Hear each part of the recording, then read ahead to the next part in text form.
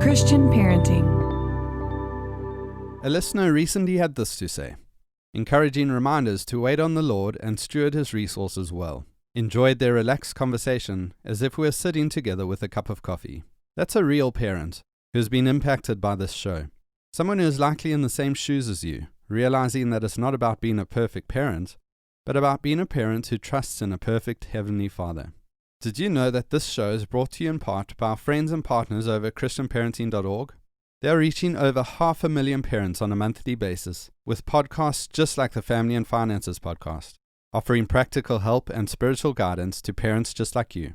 Because of the Christian Parenting Podcast Network, we are able to reach parents on a weekly basis with encouragement that might just help them take that pivotal next step in their parenting journey.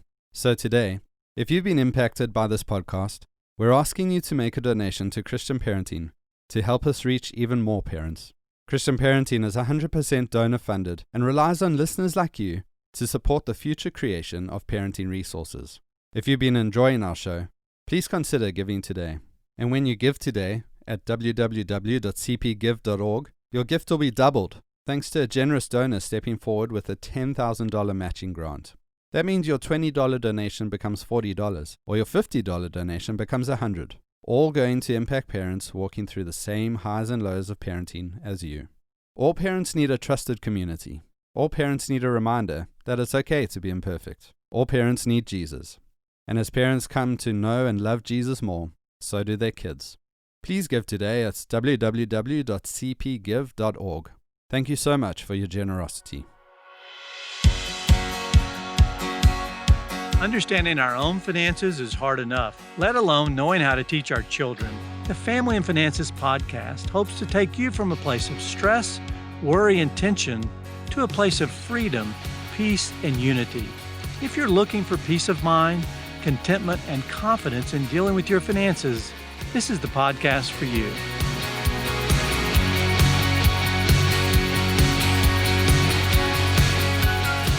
Man, I'm really excited about today's podcast. We're going to talk about holiday financial survival tips, stories of failure and success, and we've got lots of all of those. Mm-hmm. And then I'll do some Q&A with you, and you'll ask me some questions, and then we'll wrap up with some general tips. I think it's going to be really helpful to people. Good. When I think about holiday survival tips, I remember what I used to do when we first started out. I would use a credit card to buy Christmas, pretty much put everything on the credit card, and then spend the next 11 to 12 months trying to pay it off so that by next Christmas I could have some, margin on the credit card and do it again. Mm-hmm. And that was just a continual cycle, a way of thinking about the holidays that, okay, they're here, I don't have the money, so let's put it on the credit card. And I would say the first tip that you and I've learned is to avoid debt. Oh, for sure. If you don't have the money saved up for Christmas, don't borrow. Yeah, but you did borrow, Ann. I did borrow one time. Tell the story early in our marriage. I think it might have been our second Christmas because we got married December 21st. So our first Christmas was on our honeymoon. Second one, I was working in a bank, commercial lending, and I thought, I don't have any money. I'll just go borrow some. So, I got several $100s and bought you a watch that you liked. And your dad asked me about it. When he found out that I borrowed money, he was like, "You what? You borrowed money from the bank?" Yes. Didn't put it on the credit card. I don't think we had a credit card at that point. At that I know early? we didn't. Yeah. Well, the second mistake, so first one is don't do the credit card thing. Plan early and just have a Christmas fund. I know people who have an automatic withdrawal out of their paycheck that goes right into their Christmas fund. And so come December, they look and see how much they've got, and that's their budget for the season. Second thing I used to do wrong is I worked for a company that gave a Christmas bonus. And sometimes it would come early in December and sometimes mid-December. And I would wait till I got the Christmas bonus till I started my Christmas shopping. Mm-hmm. And so usually I had like 8 days between the bonus, and I got myself under stress. Well, you would take me on some of those. We would spend our anniversary shopping Yeah. on the 21st, and it Of stressed December. me Yeah, out. well, I lived under that stress, and like a typical guy, I would just delay it and postpone it and figure out I could get it all done spontaneously. Yeah. And I think what happened was I ended up buying some of those sausages that are the last minute deals in the mall. Like, oh, they'll like a sausage, and it really was a bad thing to do. I felt pressure and rushed, and it took a lot of the joy out of even the gift giving part of it. Well, we'd go into some of those toy stores too, and we'd just be surrounded by all these gifts thinking, "Okay, what would the boys like? Let's just buy something." I And I remember just when I ugh. learned that the music in these stores is all a part of enticing you to spend more money. Mhm. And the more you like the music and kind of the more festive it is, the more likely you are to let your guard down and overspend. And certainly I fell for that for many years. I think the third thing that you and I learned is to start early and look for deals. You don't have to spend a lot of money to make Christmas meaningful.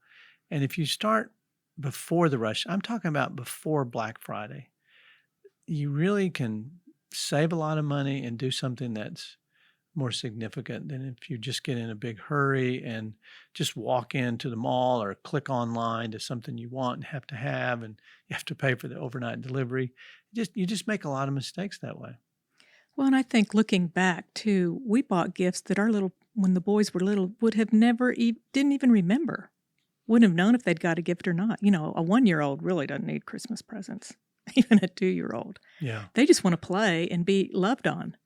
Yeah, I saw that little test online the other day of a mother that put gifts in front of her child, and then she gave a choice of like a cucumber or a plastic bottle or an empty cup. And the child chose just the normal stuff, not the plastic shiny Mhm. toys, over the stuff she had purchased. And so we don't have to go overboard with that ever. No. I think also a way to save money at Christmas is to consider the people you want to buy for and ask yourself what's meaningful to them. We went through the years of having the kids turn in a Christmas list, and then we would look, okay, what can we afford on the Christmas list, and how many of these items can we get, and when you do it that way, sometimes you miss what could be done if you said, all right, I'm not going to spend any money on the gift. I'm going to do it differently. And when we sort of flip that switch, I've had kids make cards for me that I've saved forever that have become really, really meaningful. We've had homemade gifts. You've sewn things for people. I think one of the boys wrote me a song one year that was really special for me. If you think about it, like, I'm just not going to spend money. What would be meaningful if I don't spend money? And sometimes you've passed on things that we already have. Mhm. A couple years ago, should we talk about the big blue house and what a sweet time that was? Yeah. We gathered the 4 boys, rented a Airbnb over in Nashville, and we drew names. So each person got one gift, and then you and I passed down things that had been in the family Well, we to the also older kids, the married ones. yeah, So we also planned our meals so we didn't have to go out and spend a lot of money at restaurants or waste time being out. We stayed in the house, played a lot of board games, and we wrote a blessing for our children mhm, that turned out to be very special. And I think it's proven, Ann, that people enjoy experiences more than things. mhm. And when I look back on that, it was one of my favorite Christmases. Simple in terms of materialism, but meaningful in terms of our relationship and our time together. Well, even the grandchildren wanted to know when they could do it again. They loved it. Yeah, we all had a great time. And I think that for the kids, they would probably say it's one of the best Christmases, as opposed to just getting in the room on Christmas Eve, opening a bunch of presents. Mhm. We stayed together, we minimized the gift giving, and it was really about love. Right. So the survival tips that I think would help most people is, just make a decision not to do debt. It's so hard to get out of that cycle. You take a whole year paying it off and you're behind from then on. Don't do the debt. Don't get rushed. Don't wait to the last minute. Look for deals, and then think of ways of what you could do for Christmas if you just weren't going to spend any money. Because there are some people listening that can't spend money, and it's somewhat depressing. There is a real thing about holiday depression where people are feeling so much self-imposed pressure of what they have to spend, and they've misequated love with their budget. But you can give love. Think about my mom. My mom made Christmas so meaningful because she was thoughtful about every child, every grandchild, every stranger that she brought in for Christmases. She just made Christmas wonderful. And it was because she was filled with love. And her, her stocking or her gift bag always was expression of love to whoever it was. I just really wonder if it's good to even have the kids make a Christmas list, because then they expect something off that list. And if you don't provide it, they're disappointed. You feel the pressure. I would be more keen on listening and observing what is it that they want, or something that would bless them. The world puts so much pressure on parents and children. Well, we've had a friend that had their children make lists. They had 4 children. You'll remember the story, but the children would put everything they wanted, and the parents would go get it. And they had so many gifts under the tree that they would have to take a break before and sort of put away paper, and so they didn't lose their stuff. And then it was like morning wave of opening, afternoon wave of opening, that night of opening, and it was just overwhelming to everybody. And I know one little child who said, "Do we have to keep doing this? Can I go play?" Yeah, can we just stop? Oh. I think of another thing, and this Black Friday, I think there's 2 kinds of people in the world: those who get up early and line up for Black Friday, and those who would not ever do that. I know where I fall. I know where you are. I don't think you've ever gone out on a Black Friday, but I've got friends who practically will camp out, excited, and they mapped out their journey that day. Now, to me, Black Friday is, you know what it means? It's the day that the retailers start to make money. They move from losing money all year, they're in the red, to going into the black. And most of it is a gimmick. But you know what? Some of it is just a tradition that people love. They love being out with their friends or family. And so I don't want to come across as judgmental. I just want people to not feel the pressure to have to buy. Finite. They're not going to run out of the things that you can get for your family. There's always going to be something meaningful you can buy them. If you miss the doorbuster Black Friday sale, don't get too stressed about that. There'll be another big screen TV on sale later in the year. Well, and the thing I think people miss is just spending time with family, when they can just enjoy being together, talking, walking, going on hikes, bike riding, playing games, just time together. I think for those who've been listening to our podcast know you're the one that knows how to save money. I've said before, you could take a penny and stretch it to a copper wire, and you're frugal by nature. And so I want to ask you a couple of questions just on finances and saving money. Okay. This sounds scary. Go ahead. Do you budget for presents all year long? And how do you plan your gift giving? No, I don't budget for gifts. I just spend less than we make. You budget all the time. I budget, in that way. So I always have a cushion. Yeah, I think there's something to this, Ann, because some people are thinking, okay, I've got to set aside, $50 or $100 every month or every pay period, so I've got a Christmas budget. And you really don't think that way. You think about saving money on everything that we do so that we have money left over for not just Christmas, but entertainment. If we're going to travel, we've got that set aside. Your mentality helps us be ready for all the variables during the holiday season. And so it's not just saving for presents, but it's not a bad idea. No, to put it in your budget. Wish we'd have done that when we were young. We've been much wiser. Yeah, than me and the credit cards or you borrowing money at the bank. another thing that brings a lot of joy to people during the holidays, and I'm talking about Thanksgiving and Christmas particularly, is hosting. And you're really good at hosting and enjoy it, and also at doing it on a budget. So give us some clear tips on that. Yes, I've loved hosting. I grew up in a big family, 5 kids. We got together with my cousins and aunts and great aunts and grandparents. It was always a big deal to have lots of food, lots of family. So I guess the thing I learned growing up is that you share the responsibility. You have people bring different foods. So we've done that through the years. I try to decorate naturally if I can. I use herbs and, pine cones, things I can find in the yard. And I used to shop. I've got quite a collection now of just different things when they'd go on sale. After holidays, I would buy things for the next year to decorate with. And we've got plastic tubs of items for each season and each holiday that you use, and you usually shop for a good deal on them. So we've got our Easter tub, we've got our Thanksgiving, Valentine's, all of 4th it's of July, there. yes. So you're organized. So you're not scrambling to find the things that you need to host. And you always do things that make it fun for people.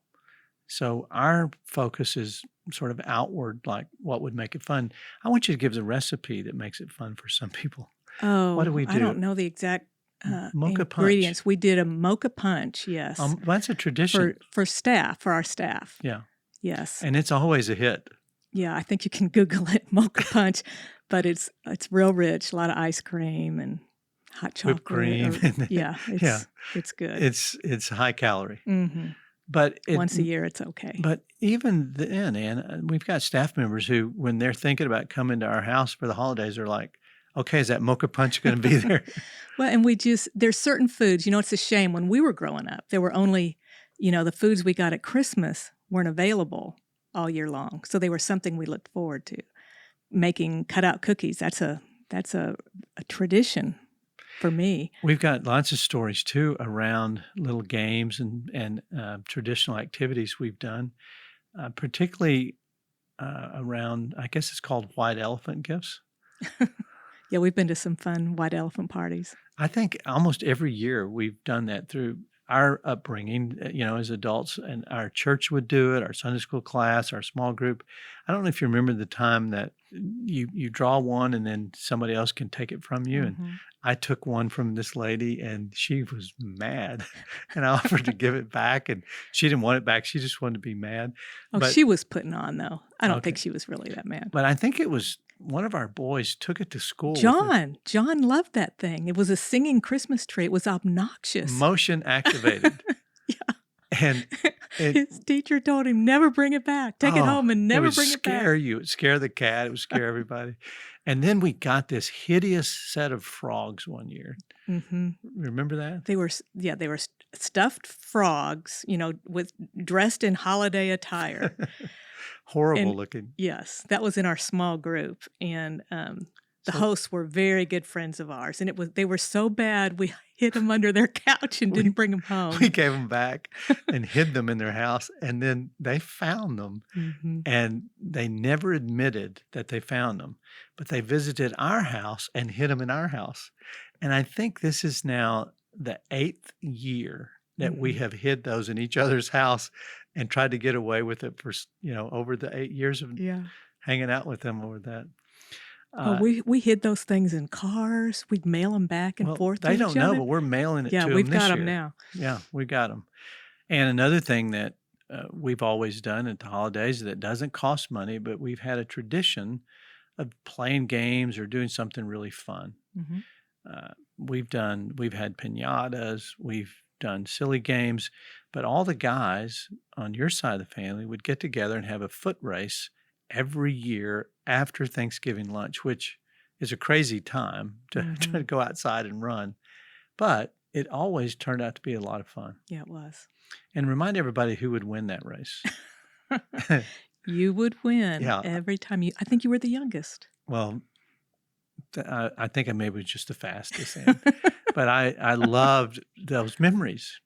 And I'm not going to do it anymore, but that was a fun tradition just to go and run as a bunch of We could guys. start it with our sons. Yeah, maybe they could start racing. Well, do you remember, did we travel much? I'm trying to think back. I know when I grew up, we would always drive to my grandparents. But Well, we always had a rhythm, your side one year, our side one year, and so we we had to go every other year typically to travel. And for us growing up, I mean, air travel wasn't an option for most people, mm-mm. so we drove a lot and we planned really nice excursions in the car, and that made it a part of the holiday fun. Mm-hmm. Looking back, you drive and see a lot of Christmas lights, whether we were going across state or even across the U.S., seeing other decorations and enjoying that part of the season Mm-hmm. and the beauty of it all. I think Christmas is the greatest birthday party the world has every year. We're still just celebrating. It's a big birthday party. And it's fascinating to me to see that we go through such effort to decorate to celebrate his birth. Mm-hmm. Everyone does. And I think it's just beautiful. You know, travel is expensive, especially for families that have multiple children. And it's also can be stressful. Well, one of the ways we've minimized the stress of it is we use a single credit card that accumulates air miles Mm-hmm. so that we always have enough if we need to or decide we're going to fly, that we can fly for the holidays or anytime we need to. So that's one of the things that we do is accumulate those bonus miles on one single credit card. And of course, we've said before, we don't pay interest, we don't pay late payments, we don't pay installment payments. They pay us. We get the bonuses with no expense. Well, and we also choose to spend time back in Texas for our families. We go in off seasons, just different times of the year when there's not so many crowds, and we avoid a Usually, lot of the stress of you're right. travel. Usually, the most expensive time and the busiest, most stressful time to travel is actually during those holidays. So there have been times where we've done a little celebration at home and then said we'll get there after Christmas Mm-hmm. and save the money on that. So, Chuck, one of the big things we do every December, we have a tradition, you and I, is we pull out all our giving receipts. We total up where we've given and see how much more we want to give. Ann, when I think about that, you and I both look forward to it. We know that sort of downtime, the quiet time of the year is coming. And when you think about both of those seasons, they're really deeply spiritual. The time of Thanksgiving, Mm-hmm. where you're acknowledging what God gave you and you're rejoicing and you're truly remembering his goodness. And then the second one is you're praising him for coming and redeeming us. And it's really all about what he's given to us. So we've made it a tradition to examine where we've given and what we've done and just pray and ask the Lord if there's something more we could do to finish out the year. Mm-hmm. And so typically between Christmas and New Year, you and I are finding agreement about increasing our generosity. And, for us, it's an area of our life where we try to get better every year, try to do more than the year before, as opposed to just a set amount. We try to stretch and end the year acknowledging and celebrating all that God's done for us, Mm-hmm. and then giving to honor him and to bless other people. It's really become our favorite time of the season. Well, we've really made Christ the focus of the holidays. And I think one thing that meant a lot to our children growing up is our little Jessie tree. Yeah, that was that a we great did. tradition. It started the day after Thanksgiving. One of my sisters and I made these, we sewed big Christmas trees on a piece of fabric, hung them up on the wall, and then we made all these little Felt, stick-ons. stick-on symbols from the Bible. And then we had a guide to read verses and share a little bit of the story leading up to Christ. And it started in the Old Testament with creation and works all the way forward to the birth of Christ. How many years did we do that? Oh, decades. Yeah. The children are grown, so we don't do it. Maybe you and I have need an adult Jesse tree. We But miss that. it kept our focus on Christ. We didn't do it last year, but we read through the book of John with our older boys. One of the areas that is so helpful for people to think about is being content through the holidays. Mhm. And there is it's a time for depression for some people, for a whole host of reasons. I think, we reflect back on our childhood and how somehow, it seemed magical to Christmas time, and you get older and you carrying around a lot of stress or issues or unresolved conflict or whatever it may be. But people can they can lose their contentment. Mhm. And as you said earlier, by focusing on Christ, it's become a much happier time for us. Yes, it has. And I think that there's something really sweet about having simple traditions, whether it's lighting, an Advent wreath, having the same wreath through, passed down even through generations, just simple things that Well, bring back memories for families. thinking about one of our boys and contentment, his personal tradition has always been to make the gifts. Mm-hmm. And so we kind of get excited about what he's made. He's made cutting boards, he's made wooden spoons, he's made chopping blocks, he's made all kinds of things. And they're usually wrapped with brown paper, and they have some sort of herb or plant on them. Mm-hmm. And he's written a note in sort of calligraphy, and they're wonderful. Mm-hmm. And it's simple and inexpensive, but we actually are blessed by the effort that he goes through to, in a way, to avoid the materialism of it. He's Mm-hmm. not out shopping the mall bringing me a Italian sausage that he got, Cheese at one of roll. those kiosks. Yeah. He's really thought through what would be a blessing to us. And it's a sign that some of the lessons that we've practiced have been passed on to him. Mm-hmm.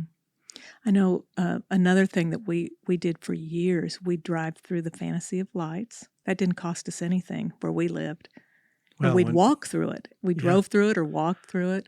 And then when we moved to Georgia, One of my my goodness, favorites. your favorite, yeah. You didn't like it that much because you don't like those things. I love the lights. Well, we drive through this park with all the lights, huge display, Mhm. and you drive under them and around them, and then you end up with an amusement park, all the rides, and it would Mhm. be freezing cold, and I'd get out there bundled up with the boys, and we'd ride all the rides Ferris and wheels. do the fun, do all that fun stuff, and just great memories. Mhm. And that was a part of our tradition. I think those are important for children. And for couples, just to have that stability through the years, that thing to look forward to or to reflect on. Yeah. Let's talk about some of our general guidelines for the holidays. One thing we didn't talk about was Santa Claus. Mhm. I grew up with Santa Claus. Did you grow up with Santa Claus as a part of your? Mhm. Yeah. Mhm. And I actually think it has a sweet place in a child's mind. It just allows you to dream and have almost this this sense of, as C.S. Lewis would say, the afterworld, to think, oh, there's something coming to deliver presents to us, and then of course at some point they decide, this is probably not real. Mhm. And so we talked about kids making lists and turning it into Santa, but when they get to a certain age, we decided just to tell them, okay, that's not true. Well, our second son came to me and said, "Mom, is Santa real?" He was young, maybe 6 years old. I looked at him. I thought, okay, I can't lie to you. And I said, "Honey, there was a St. Nicholas, but the way we celebrate Santa is not real. We're the ones who buy you your presents." And he looked at me and his eyes got big and he said, "Really? Wow, that's better than Santa." Yeah. So, and that's true, isn't it? Mhm. That we're showing love to Mhm. our children, not some mythical character out there. But I've always thought there were parallels to Christ coming to the earth with gifts that he distributes to us and shows his love for us. I'm not saying, there's a Bible lesson here. You can't find Santa in the Bible, but there's a parallel there of reality that God did come to the earth and bring gifts, and we celebrate him. And I think some of the best worship music of the year is always around Christmas, because we can focus our adoration on that miracle of the humble birth that represents salvation. And Christ was generous with us, not based on our behavior. And some of these, I think it's Elf on the Shelf, some of those things, it's scary for children. Well, it's like those songs, have you been naughty or nice? And it's all provisional and conditional. No, they need to know they're loved regardless. Well, a couple of general guidelines for me is to think about creating an experience, not just a transaction.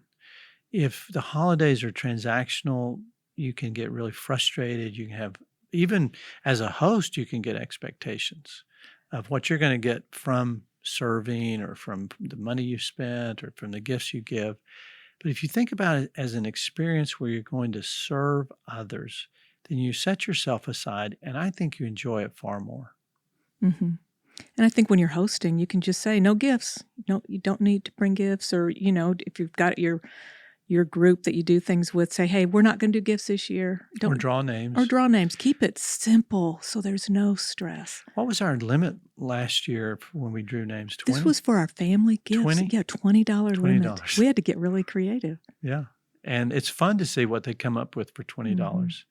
Second thing I would say is affirm your family and friends and the people you're with on the holiday.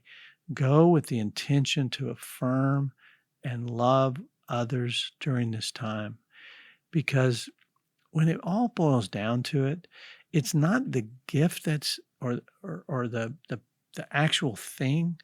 It's that a person wants to know they're loved and they're appreciated. They're truly accepted. And I was thinking about my mother, who was so good at that. One of the reasons you miss your mom so much is they love you so well and they affirm you. And, I showed you the other day all those cards we found that she would say to me over and over and over, I'm proud of you. And she meant that, sometimes for no apparent reason, but those are stored in my heart. It's like a vault of affirmation that I got from particularly Mom. And she never missed an opportunity to make a deposit there. And we also had lots of fun. Yeah. I'm thinking when I was around your family. And, I think it's healthy to laugh. We have one gift we gave to one of our kids that we rewrap and still put it in his stocking. Yeah, we've done that for years. A gag gift. It's awful. Yeah. It's an awful video. I mean, not bad. It was just poorly done. Poorly done. Poor quality. Yeah. And it's a gag, and he laughs every time because he thinks it's going to be a different video. Yeah, we have to rewrap it in something else to disguise it. He's going to get it this year. Yeah. So create experiences. And then I think it's important to remember that these are spiritual events. They all derive from our faith. And if we get too big of a hurry and we let the world kind of define what we're going to do, we miss the essence of what we're there to do. And some of the ways to remember that, like at Thanksgiving, is to sit around the table and ask everybody, what are you thankful for this year? Or write a list. Do something where people express gratitude. This year, I've even thought it'd be sweet if we had a piece of paper for each person set out on a table, and with a name on it, and then write down what we're thankful for or some affirmation for each person there.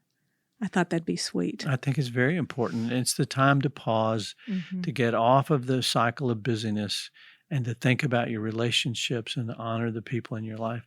And I think at Christmas, to acknowledge where all gifts come from is so important. Right. To read the word, to say a prayer, to give praise, we wrote prayers of blessing. The Jewish families do that every week. Every week. They pray blessing over their children and family. And I think it's the time to gather them together and to remember that. I think it's very important that husbands and wives communicate. I mean, it's a big deal, so that a wife isn't so she's not expecting something, or he's not expecting something, or they don't feel the pressure to buy. Because I mean, how many years we haven't bought each other gifts every year?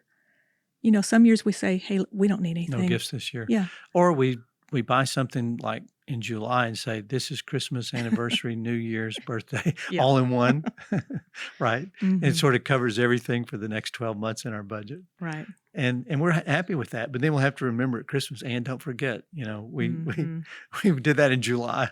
And also just making a card that you share with people. I've spent time through the years making a card for you, or the kids have made them for me, or you've made them for me. I still save those. I'm sentimental. We just went through and cleaned out a closet full of things, but we could not get rid of the letters from the children. No, I couldn't throw The them away. drawings. Oh, Oh, and we've one got more thing, a tradition, Ann, general idea. I'm sorry I stepped on your thought there, but we've saved all those treasures from the kids.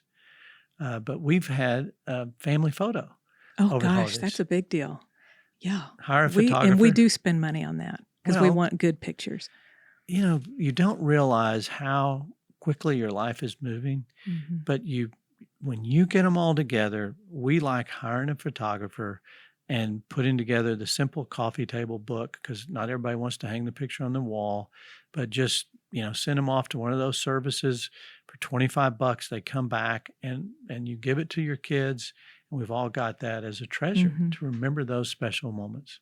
Yes, I wish we'd done that from the get-go, but we've been doing it every other year for 6, 7, 8 years. Yeah, and very happy to do that. Yeah.